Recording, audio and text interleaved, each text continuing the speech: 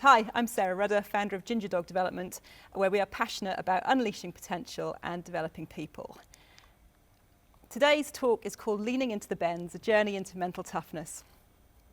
So my decision to learn to ride a motorbike was not the culmination of a lifelong desire to be a biker chick, to cruise around on a Harley Davidson in tassel-fringed leathers. This was not a destiny that I had been working towards. In fact, 20 years ago, I did that classic backpacker thing of renting a moped in Thailand with no idea how to ride one and ended up in a hedge swearing I would never get on a motorbike again.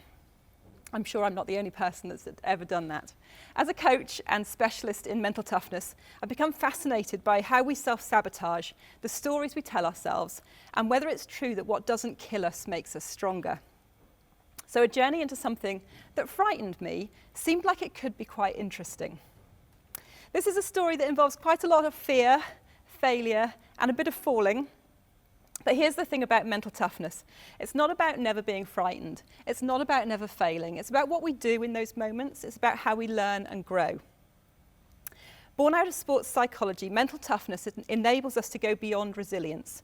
It's about being the best that we can be. It focuses on how we think and how that impacts our behavior. It's about mindset.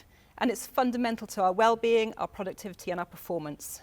So just take a look at this model, which was developed by Professor Peter Clough. It's known as the 4 C's and makes up your mental toughness.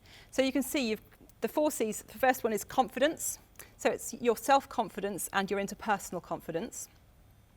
Control. So this is your ability to manage your emotions when appropriate. And it's also about not being the victim of your life, so having some sense of control over what happens to you. Commitment is your ability to set goals and work towards them. And challenge is your ability to see change and challenge as opportunities rather than threats. So those 4 things make up your mental toughness for each of us. And the exciting thing about mental toughness is it's something that we can all develop. So you probably instinctively know, looking at that model, where you would score high and where there might be development areas. And while it is possible for people at the lower end of the scale to be effective and successful, what we know is that people with greater mental toughness are typically better able to navigate the bumps and bends of life. So today I'm going to share some tools and techniques for developing mental toughness while I tell you a little bit about what it was like to learn to ride a motorbike. The process for getting your motorbike license starts with 1 day of compulsory basic training. It essentially consists of a morning learning the basics in a school playground. You never get up to more than about 5 miles an hour.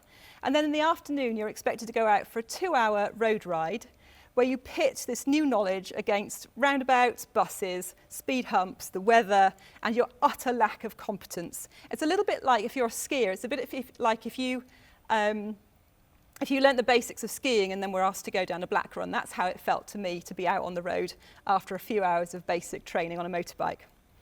So, what happened? I got it wrong and I crashed. And crashing a motorbike on your compulsory basic training is very definitely a failure. Crashing a motorbike hurts, but what hurts most is having to tell people that you failed. Not only that you failed, but you failed your basic training. There are lots of inspirational messages about failure on social media. And I'm sure that intellectually we can all buy into the fact that failure is one of the stepping stones to success. We all know that nothing great is achieved without risking failure. But knowing and feeling are 2 different things. And I'm pretty sure the people who came up with these inspirational messages did not come up with them right in the midst of failure. I suspect they came up with them later on when they had succeeded and were looking back at their past failures. Certainly lying on a road in Crawley in the rain, I was not thinking, this is the best learning I have ever done and will form the basis of an inspirational message later on in my life. That was not how it was working for me. The unspoken truth is that failure feels like this. It feels embarrassing. There's a desire to justify and excuse ourselves, to say that the road was wet and slippery or the instructor pushed me too hard. It's really tough to just say I failed. And it's really difficult to tell a failure story without minimizing it or making a joke or pretending that it didn't really hurt or that it didn't really matter. It's tough to show up with authenticity in failure. So let me ask you this. What do you tell yourselves when you're doing something for the first time and finding it tough. So you don't have to share that with me, but if you feel the urge to shout something out, then that's fine too. What about when you're getting something wrong in front of other people? So what I'm interested in is what goes on in your brain, because I'm guessing, I'd like to think that it's not, hey, this is the best piece of learning I've ever done. I suspect it's probably something a bit less kind than that. When you don't achieve something that's important to you. Now let me ask you this. What would you say to somebody else in those circumstances? And I would like to suggest to you that probably what you say to other people is much kinder than what you say to yourself in those situations. Because what I know from working with people at all stages of their careers over many years is that we are our own worst critics. And that inner voice is our biggest saboteur. We tell ourselves terrible things that we would never say to anybody else. And we're brilliant at creating badges and labels for ourselves that turn what we've done into who we are. So for instance, we fail at something and we're really great at putting a badge on that says, I am a failure. We make a mistake and we put a badge on ourselves, we stick a label to ourselves that says, I'm stupid, I'm an idiot.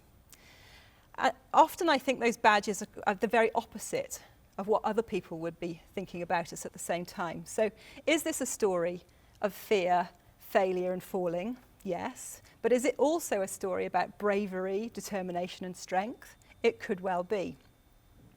Two very different things, two different sides to the story. What we think, what we believe, what we tell ourselves determines what happens next in our story. It determines whether we try again or give up, whether we retreat or step up. And here's a great tool. So this is one of my favourite mental toughness tools for you. It's an ABC model. And it's a really helpful one for when you're noticing that self-sabotage. So the first part, the A, is adversity. What happened? So in my story, what are the facts? I failed my basic training. What are the beliefs? So what am I telling myself? What are those badges and labels that I'm sticking on myself? They could be I'm a failure, I'm useless, I'm stupid, I can't do this. What are the consequences? So how am I behaving as a result of that? So if those are the things I'm telling myself, chances are I'll give it up. I won't give it another go. I certainly won't try that again. Maybe I'll take up embroidery instead, because that seems like a much safer option. The D is the important part. So how do I dispute that? So we're going back to those beliefs. How do I dispute the things that I'm telling myself? And some things that you can do here are to ask yourself, what else could be true? What would my friend tell me about this? What would be a more useful belief than the one that I'm currently carrying? Okay. Brené Brown, in her book, The Gifts of Imperfection, talks about a cultural belief that everything we do should be fun, fast, and easy.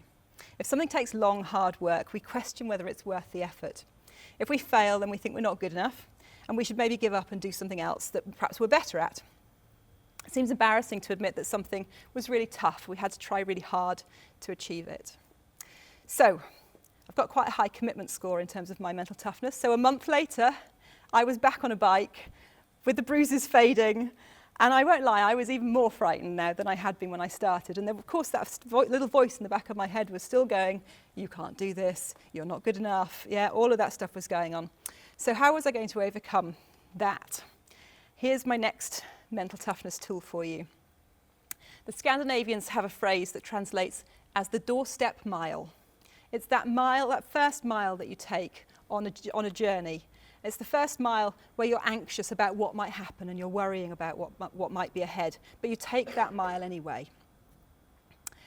It's about leaving the comfort of the familiar and setting off into the unknown, and how daunting that can be. And sometimes just getting started seems like the toughest thing that we can do.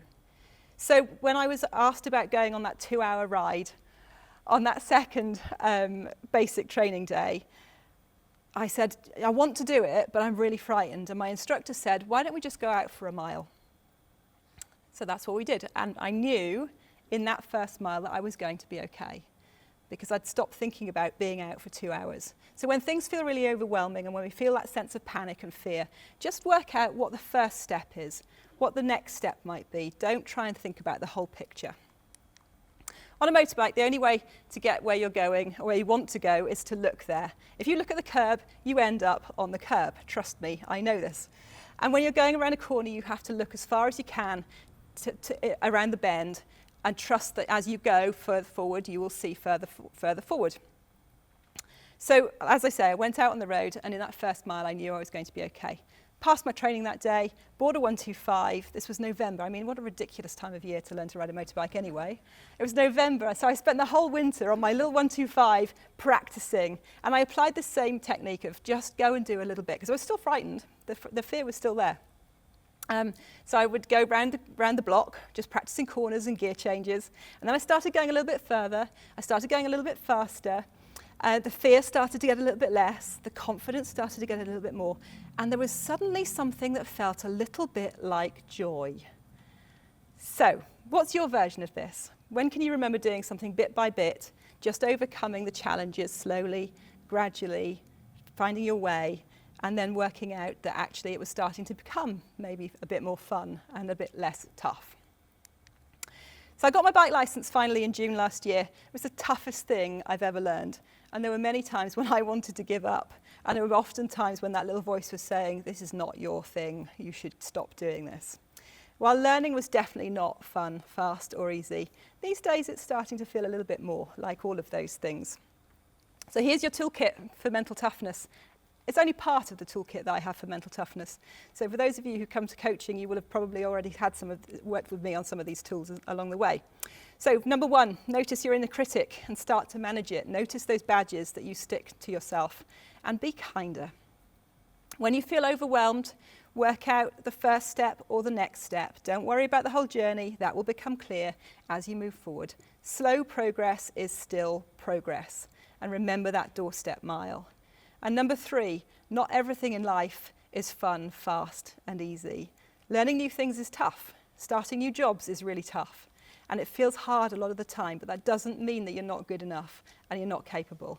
So don't give up, because there's always joy on the other side. Thank you.